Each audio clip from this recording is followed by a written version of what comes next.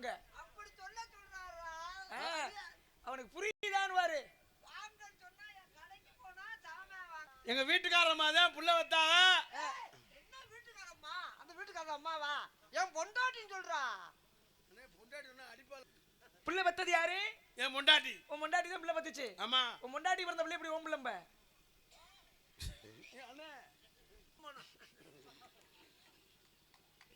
Array என்னங்கடா பழமொழிய சரியா சொல்லி தொலைங்கடா. நீ இது ஒரு விளக்கம் சொல்லிருக்கடா. சரி வாங்க. இருந்து போல வந்து இங்க சீனு கட்டலையும் புலம்பிக்கிட்டு இருந்தியா?